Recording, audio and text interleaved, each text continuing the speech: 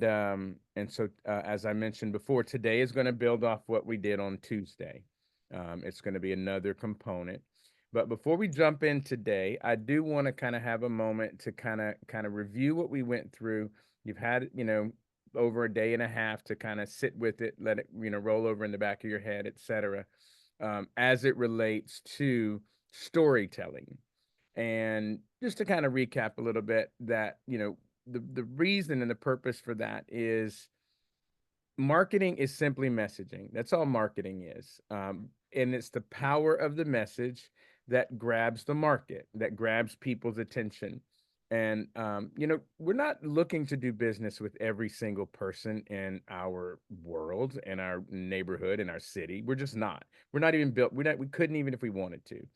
But what we are looking to do is find those individuals that work well with us, who buy from us, who connect with us. And that's what all of this messaging, and that's what all this storytelling, and that's what all mission and vision and those things are about, is putting out there to the best of your ability who you are and what you stand for, so that when someone reads it, listens to it, sees it, whether it's on your website, whether it's on a video you did, whether it's on social media, whatever the case is, that some of those words they'll stop and they're like, oh wait, that okay, let me read more. Let me look into this more. Let me check into this more. Or it may come after a sale is done. Okay, well, I bought from this company. What are they about? And many in the service industry that, some of us are in, we've got to do sales pitches, right? We've got to do the consultations and the interviews and all those things. That's where all this comes in, because you're just simply trying to inform that person or those persons in front of you who you are, what it is you do, what's different about you, you know, making the connections where you can, that hopefully with that will lead them to engage you and do business. And so that's why I put so much emphasis in the beginning on beginning to discover what those messages are, what those core values are, what those words, what's your story, right? So I want to take a couple minutes and see if anybody had any follow-up thoughts from going through that, what that was like, what you've thought of since. Has anything kind of come to you? So I'm open up the floor for that for a little bit, and feel free to share anything, please.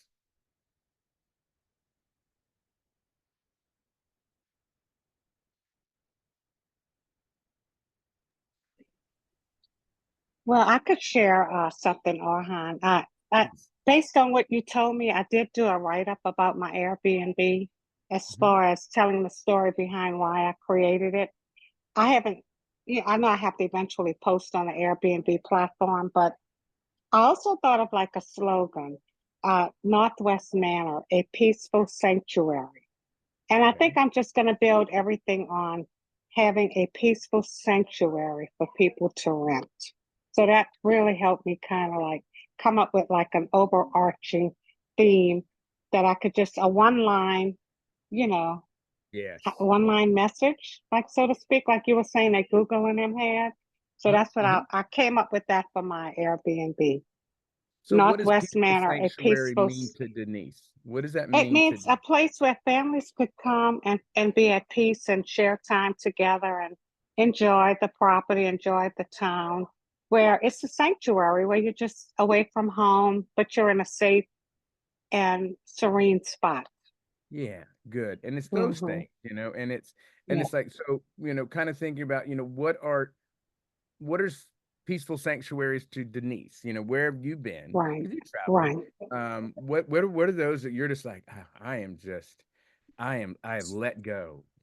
Right. Well, I always say that Natchitoches is my spiritual home. So I really, that was the main thing that made me come up with that because it's very, I feel very peaceful when I'm up there. See, and I think, you and I've talked together when we met and offline and together, that spiritual home that you've referenced, Mm-hmm.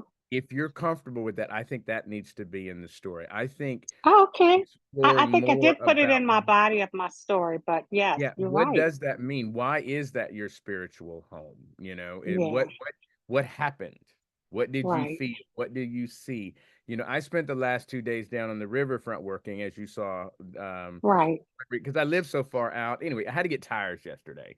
And so I went and dropped my truck off, got my little bike. And so I went back to the same spot y'all saw me at. They're going to think they can start charging me rent if I Uh, keep going down there. But I was just observing throughout my work day at the pavilion, and Denise is familiar with that is. I had families coming out on picnics. I had families come fishing. I had right. work people come for lunch. I had Yeah. skaters come through. In the afternoon session, I had an entire table that just came and sat right next to me. We could hear them during my session. But my point in that it was such for me. I'm like, this is wonderful that this place has this space for people of different colors, different backgrounds, different economic situations that come and hang out together. As I'm witnessing this sitting in the corner. So, saying I kind of got off on a little rant because I was so excited about it. What is it that you, Denise, have encountered that makes Natchitoches your spiritual home, bringing forth those messages? Because that, even on the Airbnb description, is going to stand out to somebody. Yeah, I think it's basically the people are so kind and welcoming, and just the whole being by the river and being Yeah, yeah, in yeah. a small town. Yeah, I guess growing up, I've never had a small town experience, and I guess it is more built more community when it's a small town. Yeah. Everybody know each other, and it just made me feel like, wow, this is something really nice to connect into. We're gonna have to figure out where in, whether it's your website or whatever it is you have for the for the B&B. um that is a story. That's a letter. It could be a letter Yeah. you write stuff, but I think that because it's Okay. again, now the mechanics of marketing, it's Yes. differentiation. What makes me different? I Okay. talk about the emotion, I talk about the story, but there's still mechanics in all of this. What makes Right. me different than those other 500 Airbnbs that are in the Right. area? Right. True. That's the And there's a ton challenge. of them. So what are you Right. going to I have uh, to figure that out. Yeah. and that's the You're story right. part. And there's no other way to do it than the story. There really is. I Okay. mean, unless you're going to have the Steel Magnolias house that has a movie, you're going to have to come up with a story, right? That's true. So, True. True. so anybody else, please share a little bit. We got a few more minutes. I want to Minhati, hear something. Minhati, Hi, orphan. Minati. Hi, hi. Um, I've been thinking more about my mission statement, but if you don't mind, what jumps out at me with Denise, because I've traveled to northern Natchitoches, central Louisiana, and this is just a suggestion that to add where history lives, Denise. Good Uh, idea. you have Cane River, Yes. and you're a Well, it's writer. the oldest. I mean, it's the oldest settlement in the Louisiana Purchase. It's Yeah. older than Yeah. True. New Orleans. So I have to write that Yeah. down. where history lives is something that jumped out at me when you when I thought about Natchitoches. Okay. And That's a great point. to weave that in your mission statement would attract me to you. I would Right. come to your You Airbnb. also have to, I'm sorry, I'm from North Louisiana. So you also have to tell the story of Natchitoches and Nacogdoches because they're sister cities. Well, they're brother Ooh. cities. Right. So Right. Because that was two different Indian tribes, right? They were. it was Is the that right? same tribe. Uh-huh. The chief couldn't decide which son would be the leader. So he split the tribe in half. One half went with one son, one half went with the other son, and they went about 70 miles apart. And that's why Natchitoches is there and then Nacogdoches in Texas. There we go. Wow. We got And a then lot the of Trail of stories Lights as well. in the Yeah. trail of I didn't lights. even know And about that.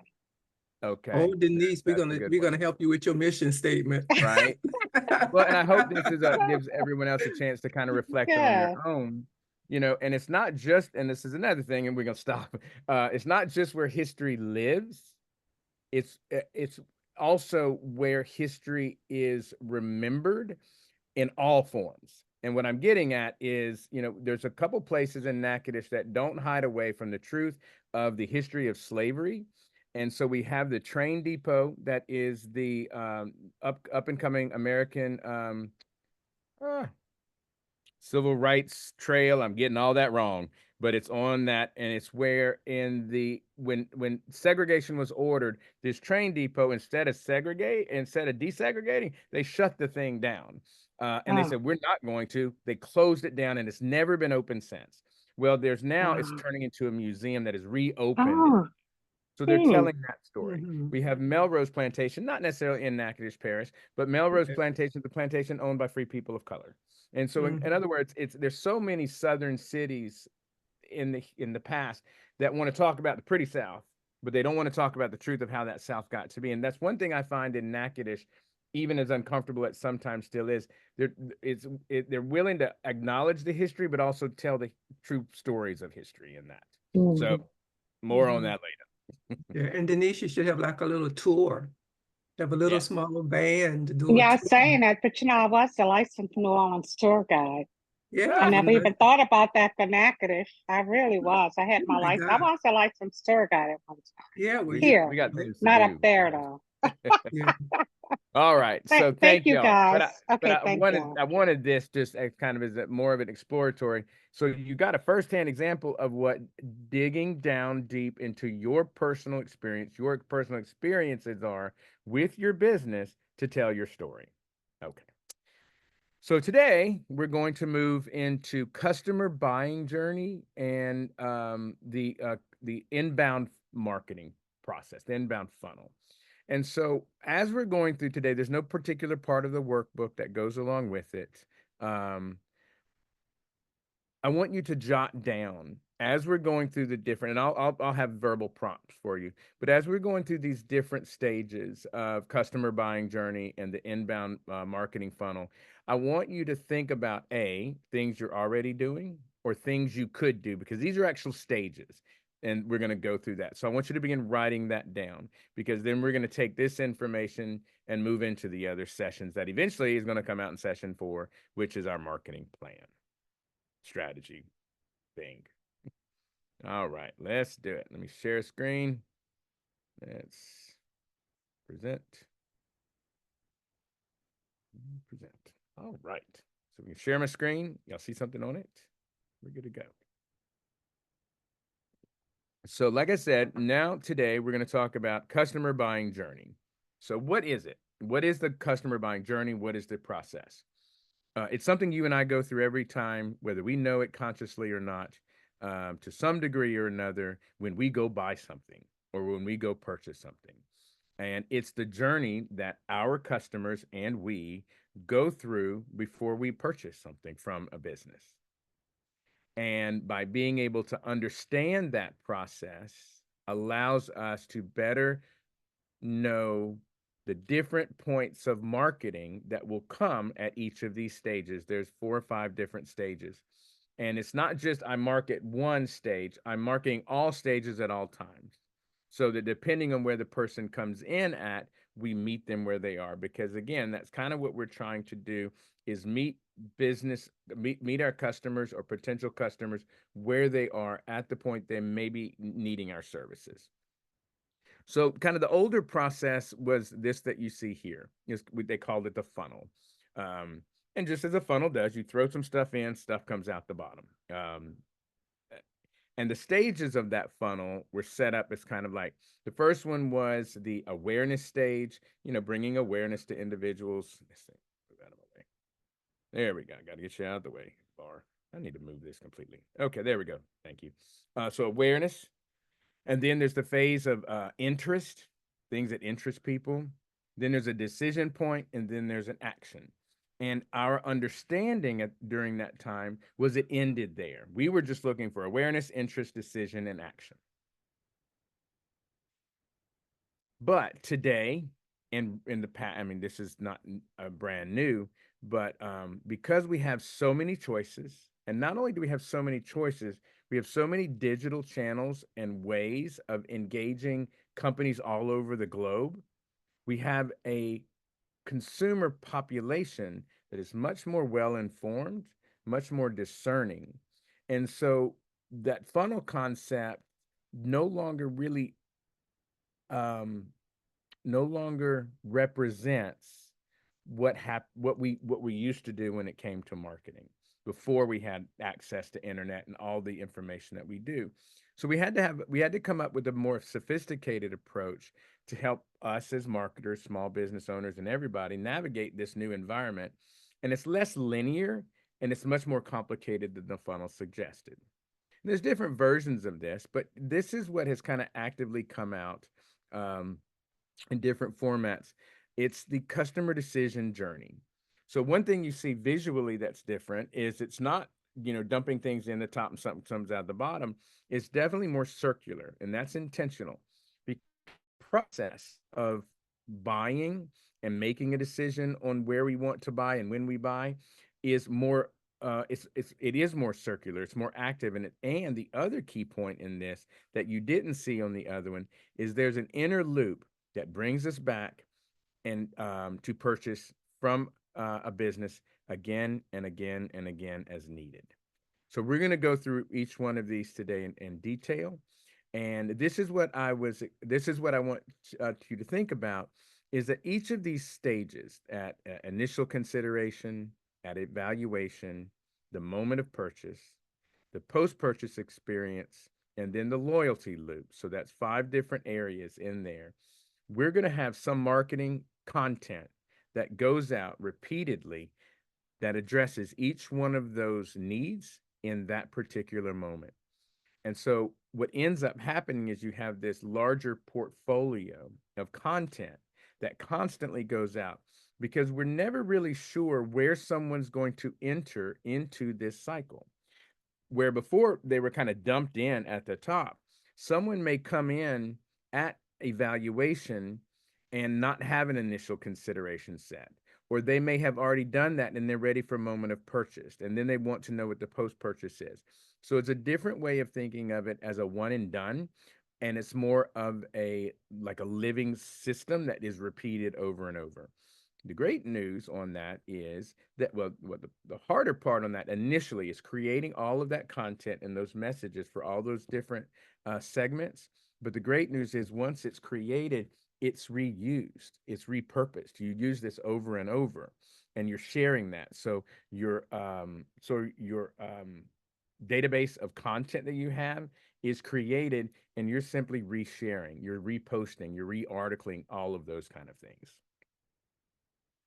So let's talk about, well, let me go back here. So number one, kind of where we start is the initial consideration. We're going to go through that. There's a trigger that happens. And then from there, we move into an active evaluation. Basically, we're shopping around. We're gathering information. So I have a trigger. I feel like I need this. Now I'm going to look around for it. So Halloween's coming up. Okay. Initial consideration. I got to put together a Halloween costume for this thing in New Orleans. So now I am in the process. I kind of know what I want to do. So now I'm looking around, figuring out, where I'm gonna get the costume pieces, all this stuff. How, little do I have to pay to get away with this? And then I'm gonna make a decision of purchasing something. Now, from there, because it's a Halloween costume, there's not a whole lot of loyalty when it comes to Halloween shopping, right? But in other areas, so you make the purchase, and then there's this post-purchase experience. What happens after I have clicked your shopping cart, once I have closed the deal with you, once we have finished, once the service you have offered me is done, what happens next? And there's a whole series of things that a business owner can do to continue to engage the customer after the sale. And then if it works out well, and if the customer is the right customer, then we begin what's called the loyalty loop. And this is where we really want to focus is in this area, because we want people to come back depending on the type of business we have, and we want them to do business with us again. We want them to stay with us again, as in Denise's case. So now we're going to go through each one of those. And as I'm talking through them, like I said, just jot down what you're doing at this point that addresses these different phases. And if you haven't been, what are some simple things you can do? And that's like content concepts. And then if we have time at the end, we may come back and I may ask for people to chime in and give, some of their thoughts. So initial consideration. So, and the way it traditionally works is when we are triggered, to buy something, to want something, to need something, we initially go in our heads. And it's like, okay, it's an innate human thing. Where do I go to buy these things? And who do I know of? And my brain's going to jump to those. Well, there's a good thing that if you're in that set already, then it's possible that you may be 3 times more likely the ones they buy from than those that aren't even in it. Now, question is, how do you get in there that early? Well, that is where you do initial content posting, and a lot of this is focused digitally because that's kind of what we do more of. That I'm putting information out there consistently uh, about information about my company or service, and I'm gonna give some examples here shortly, that at the time the consumer doesn't need it, but they're flipping through it, they're seeing it, they're scrolling past it, and they see the consistency. And this is an opportunity for you and for marketers to make an impression about your business way before they even know they need it. And that's done with quality of content, it's quality of imagery, it's called frequency, and the consistent and the content that's there. So that's the initial consideration phase.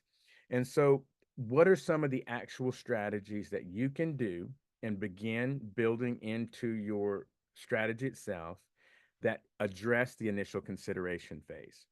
Well, one of them is brand awareness campaigns, simple, postings and content and campaigns that just talk about who you are. Tying in from what we talked about on Tuesday is the messaging, the who, the how, the why, our mission, our vision, our purpose, our core value. All those are brand awareness campaigns. None of this is asking for people to buy anything. You're not asking for a sale at this point. You're not promoting products or services. You're promoting the business and what the business does. Content marketing that we're going to talk about more, which is this: blog articles, social media posts, email marketing, informative articles, how-to video, those kind of just informative things is other things that you create under this category of initial consideration. Making sure that your website is as optimized search engine wise as possible with good content, renewed content. This is where blog posts come in because you're constantly adding new, fresh words to your website. Obviously, social media engagement. All of next Tuesday is about social media and digital.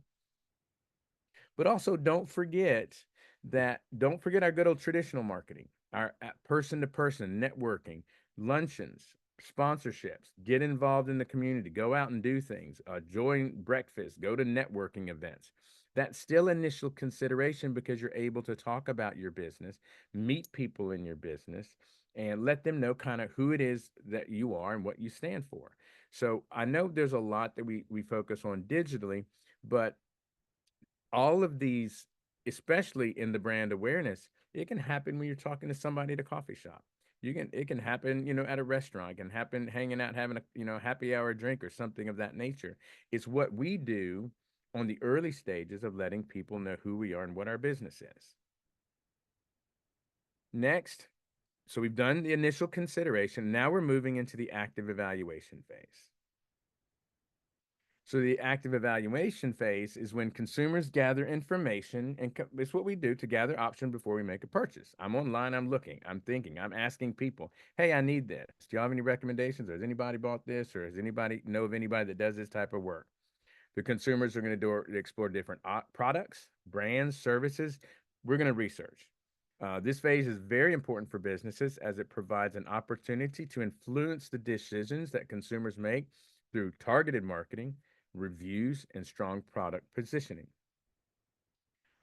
So some strategies now, and this is where I want you to reflect and make notes of what you are doing or can do to address this phase, is make it easy to learn about what our products and services do, articles, videos, etc.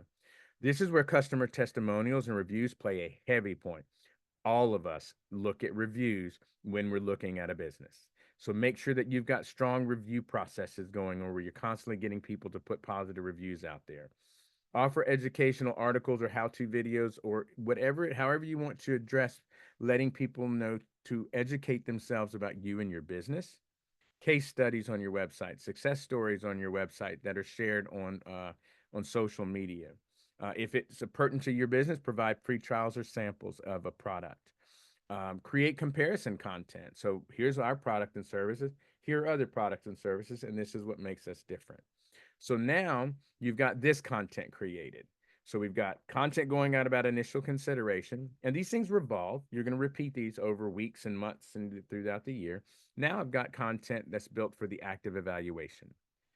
Well, here we go with the moment of purchase. This is when they sell. So this is when we have made a decision. I am buying from this person. I'm going to hire this person to do this work. So they made the point and they made the decision. And so now this is where some key things need to happen on your part to make this phase successful.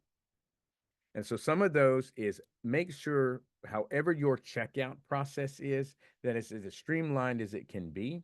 It's as easy to do. If it's an online deal, make it as few clicks as possible. If you have a contract that people have to sign, make it a digital one where they can click, approve, and send the approval, not print out things and sign things and things like that. Make sure that there's a personalized follow-up once that sale is done, if it's pertinent to your business. Make sure maybe you have guarantees or return policies, reassurances, so that they'll know that, okay, I'm buying this, but if something doesn't work out, there's a way that I can return the item or talk to them about revising the services. Maybe offer limited time discounts or promotions, depending on your type of business. But now I've got stuff that address the closure phase. Now we're coming into the post-purchase experience. This is after the sale is done. This is a very important part and sometimes overlooked when it comes to small business, but this is where some key magic can happen. So I bought from you, and now this is the point where you as the business owner try to get feedback about what their experience was. Are they happy with it? What was the process like? Would they do this again? Are there any issues? And also being able to reinforce the customer's decision that they made. So positive experiences in this phase can lead to repeat business, brand loyalty, and recommendations. Negative experiences may result in returns, complaints, or loss of future sales.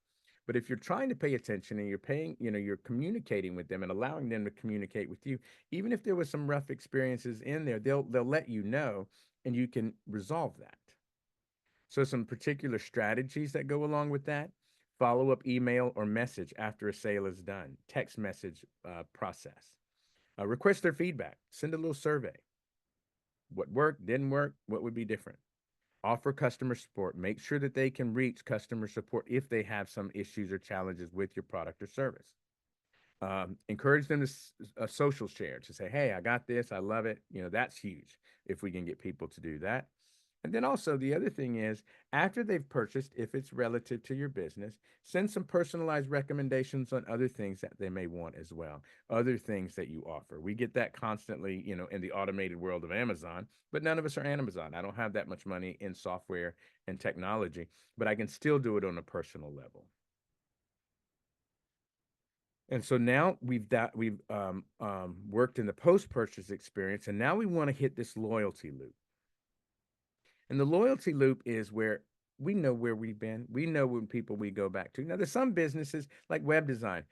It may 5 years before someone comes back to us for a website. It may be a very long time before someone comes out and asks for another website. But again, keeping that referral open is the key point that I'm always trying to look at. But this is where I'm looking to build long-term loyalty and relationships for repeat purchases. Exceptional customer service, personalized experience, loyalty programs, customer, discounts, etc., ongoing engagement. This is where we want to look at and be able to focus on to encourage that. So create a loyalty program. We're all familiar with those. Those are still very valid, depending on the kind of work you're doing. If you're in a service-based industry, maybe there's a follow-up thing you can offer. Maybe there's something else that you can offer after the initial purchase for your service is done. Again, personalized follow-up communications, an email, a text, or a call. Try to provide the best customer service you can. And that's just person to person. That's intuitive. We know how to provide great customer service. We know how to be friendly and warm. Offer perks. exclusive offers, VIP. Again, we're all familiar with it, but how can we tailor that stuff into our own experience? And again, using our digital channels, keeping regular engagement through content and updates, adding people to the email list as a point of purchase. Now, I will say this, and I've just encountered this recently twice with 2 clients. They were using Square and QuickBooks as point of sale checkout. And for some reason, they were not requiring or emphasizing email addresses. So we were trying to build email campaigns. Well, next thing you know, we went to export it and they had so few. And I know that we give people the option at point of sale to do text or email. Do the best you can to get the email, encourage the email, or ask for the email, because you want to get them. And that we're going to talk about more in the email process there. But it was very disheartening for these 2 clients to be like, oh, damn, I had all these clients. All I got is cell numbers. And so we're maybe going to look at maybe doing a text software campaign or something. But that just kind of came to mind. So again, I want to just go back here. We've looked at the initial consideration set, information, brand awareness, active evaluation, education about your product and your service, the close of service, make it easy for people to buy from you, make it few clicks as possible, painless as possible, and then follow up. How was it? What did you think of the product or service? And continue to communicate with the customer periodically so that hopefully they come back and buy from you again or they refer you.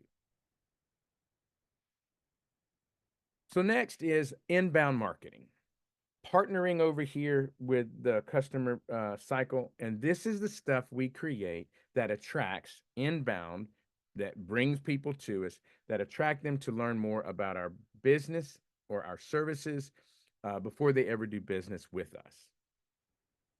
So it's holistic, it's data driven, and what it does is it attracts individuals to your brand via those multi-channel marketing components that we looked at on Tuesday, and it converts them into customers. So the way it works, now this is the vertical funnel, but it works. So what we're trying to do is get traffic, get leads from the traffic, this general traffic, then convert them into leads. Then we're trying to get customers. And then we're going to look at the data from all those different stages that will help inform us and educate us on doing this process. These 2 cycles go over and over and over. You don't even have to think about what to put out on marketing materials because you're going to do this over and over and over because it's ongoing. So we're going to look at each one even a little bit more. So getting traffic, blog content, search engine optimization, social media, leads, calls to action. Here, download this PDF file, download the how-to guide, download this recipe, give us your email address. Get visitors fill out forms to get whatever you're offering. Then once you do that, you put them into your MailChimps or whatever, and you begin sending emails out to drive them to your buying cycle. Again, information, education. And then also if you have a team, then they can begin reaching out to the individuals. And then, like I said, you're going to look at the analytics that come along with all that to see who's opening the emails, who's subscribing to the email list, who's filling out the online forms, etc. So inbound marketing is all about content. So blogs, interactive tools, posting photos, infographics, creating videos and podcasts, creating small presentation, ebooks, all of this is inbound content. And similar to marketing, inbound is about the right content at the right place at the right time. And by having the best possible result on that is you're keeping these things going as much as possible at all times, air quotes, because you can't do it 24 hours a day. But a consistent schedule of these different things that go out is what makes it work.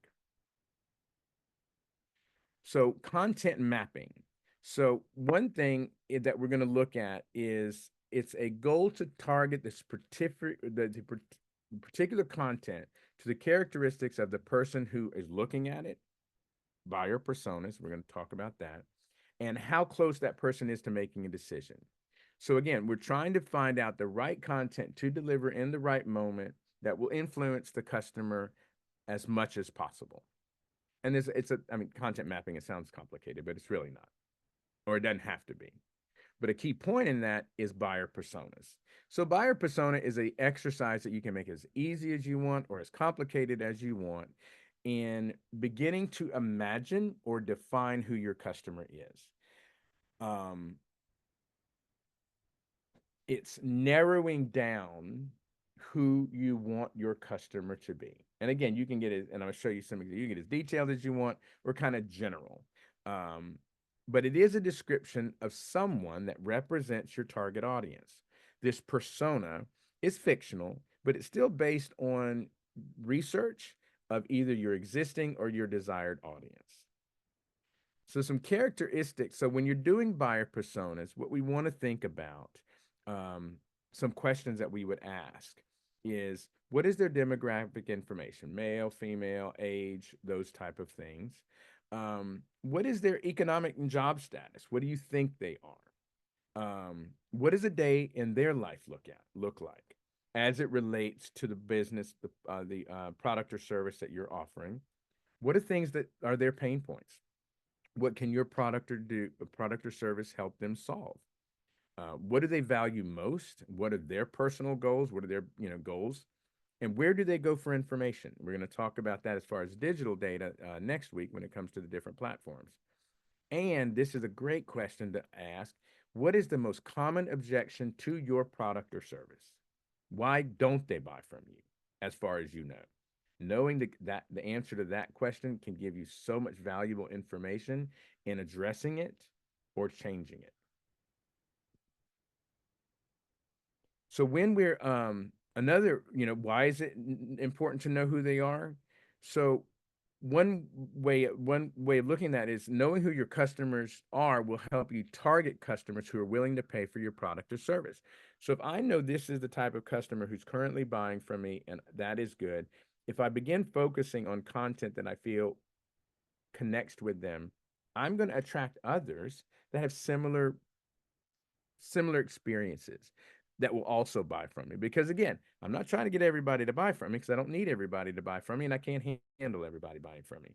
But what I am looking for are those individuals that align, that connect, that relate to my story, to who I am as a business owner, who my company is, and who don't even think twice about buying from me. After they purchase something from me, it's been such a great experience. They're going to do it again, or they're going to refer us. So you see, I hope you begin to see how these things are now connecting, and they are related to each other, each different section and different area. And by doing it this way with, targeting for personal, particular personas, it saves you money because you are going to find ways much more affordably and less time, less expense to put content out there that's going to attract those individuals who will do business with you. So I've got two examples. Let me make sure we got this one here. Yes. Okay. So I've got in here. All right. So when it comes to the buyer persona, they can be very simple. It can, like I said, I mean, I've seen them where they're 3 pages long, not doing it, don't have time for that. One way that I've done it, and especially I think most of the ones of us that are already in business, this is a great way to look at your clients and who's buying from you now. So basically, you're going to sit down and you're going to think about, okay, who buys from me? Okay, I know it's men this age over here, and you're going to have multiple personas, not just one. You're going to have different ones. I say go no more than 3. If you feel bold, come up with 5. But again, who are the top 3 characteristics that buy from me? Like for mine in the web world, it's older men that own companies, older women that own companies. So it's like a 40 to 60-year-old range. They're number one. They spend a little bit more. They take a little bit more convincing. They definitely need more education. Another persona of ours is younger individuals starting businesses that need websites that don't want to spend the time doing Wix or Square. They don't have time for that. And they also want that personal engagement with a creative company to have ideas, to brainstorm and collaborate. So I've got a like lower Gen X kind of upper millennial thing that I know buy from us because they want that collaboration. They want to come together in creative teams. They want to bounce ideas off of each other. Completely different individuals. Now I can create content that attracts both of those. And so that's what I'm looking to do. I'm looking at, so 40 to 60-year-old male, female business owner. Okay, what are they looking at? They're looking at data points. They want ROI. They want, specifics, things of that nature, specific data analytics. Over here, though, they want creative, feel good, collaboration, idea generation, those type of things. So as I create content, I'm creating those different contents and sharing them on the same channels, Facebook and Instagram and LinkedIn and things of that nature. But what it's doing is it's allowing me to kind of narrow down to focus on the limited time that I have to do these things. Where am I going to spend my time and what am I going to create? And then again, here's a little bit more complicated. You can give them names. I mean, you can give them faces, give them all of that stuff. And again, it's just up to you to how far you want to go into it. And the other thing I like to add when it comes to this is if there's a clientele you want that you're not getting, begin to think about who that person is and build your marketing around things that you think would attract them. How do you do that? If that's not you yet, go to competitors or even national brands that are selling products at a higher, more expensive level. Look at how they're marketing themselves and begin to implement that yourself with your own work. I've got a little simple form. I believe this is in the workbook under that same few pages later.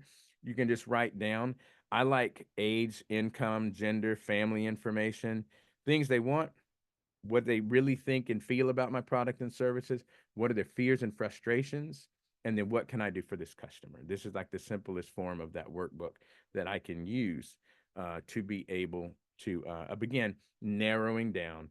And then from this stage here is when we're going to be able to then create the digital content itself. And then we'll be able to then move forward more with the actual marketing strategy. So again, let's go back. I just want to touch base here, thinking of these two larger overarching concepts. The customer decision journey, begin thinking about what can I create in each of these 4 or 5 phases? What actions can I do? What processes can I implement to address each one of these? And write this down. And then second is when it comes to the inbound marketing, what is it that I can create that addresses each one of these?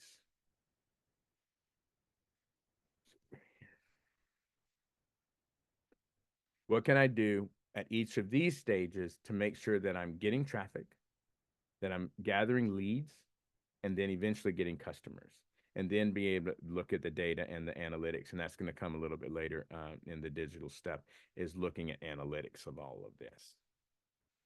Okay.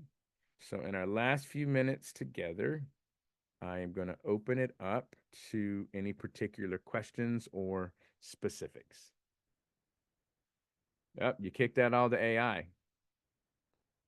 They're gone. Well, they got sassy with me again. Did they? We ain't having that. They did. And so they're gone. They're officially banned from now on. We record these sessions, so we really should be directing people to the recordings as opposed to some badly summarized AI notes. So during this call, I have officially made that decision. There we go. Longer welcome Official in decision. this forum, especially once they So start. does that make sense?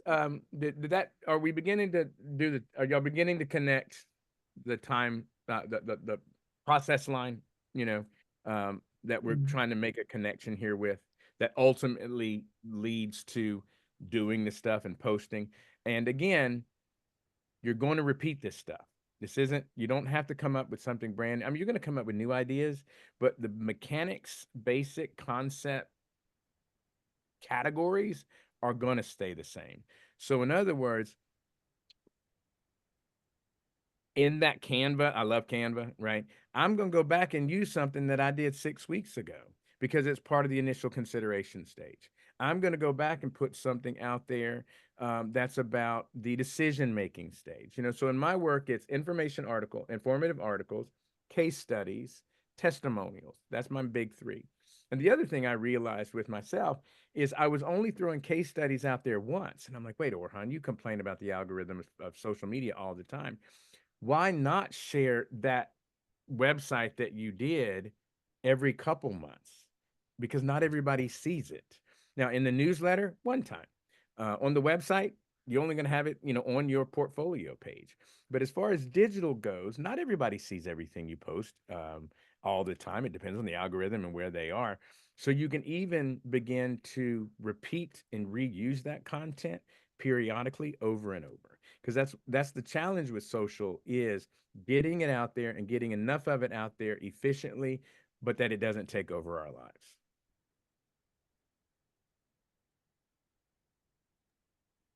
Couldn't agree more. So I said, And thank right you. on time again. You've been nailing the timing on these. Good. Do we have Okay. with the 2 minutes we have left, does anyone have anything they would like to share? Any questions? We can run over a little bit. That's fine. I don't have a meeting at 11, so I'm good. Yeah, Alexandra, this is Minhati. I this information is so valuable, but it's a lot to digest all at once. And if we could sort of chip away maybe at this again, maybe half of what you said today, and You know chip what we away. could do, actually, because Alex, and I'm actually I am interrupting, is because Alex and I were talking just the other day about the ongoing marketing clinics. Mhm. That's What what I if was we thinking. begin taking these little pieces and having each one of these be our market? Oh my gosh, you have saved my life, Minati. Because I was like, I've got to think of how many How am I ideas. going to fill up? How am I going to fill up 6 months worth of marketing This clinics? month. No, I this is love a good that idea. idea. I I mean, you Yeah. love that touched so idea. many, you touched a lot of hot buttons of things that I have experienced and I know I can improve in now that I'm kind of pivoting a bit with my business. That can be very useful. So yeah, I would like that to happen Done. also.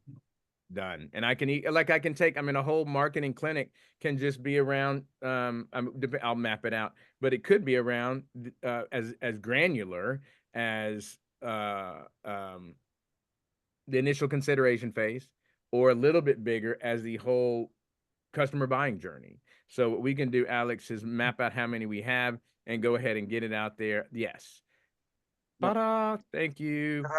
Light bulb moment. We love those. Yes. Good. Yeah, those will start up in November. We'll restart in November because if we had them this month, there'd be way too much marketing content. Yeah. So that Okay. is that's a plan. All right. We're at 11 o'clock. We're going to let everyone get back to their days. Orhan, I will see you at 1. See you at 1. I'll see y'all next Or a Tuesday, few and minutes, we'll be a talking few all minutes things before. digital. Lord have mercy. You talk about a lot. Yes. Get ready for Tuesday. Yeah. Get up Oh early, yeah. do some Digital marketing exercise, and have content. breakfast. All Yeah. right, everybody. Bye-bye. Thanks everybody. Bye.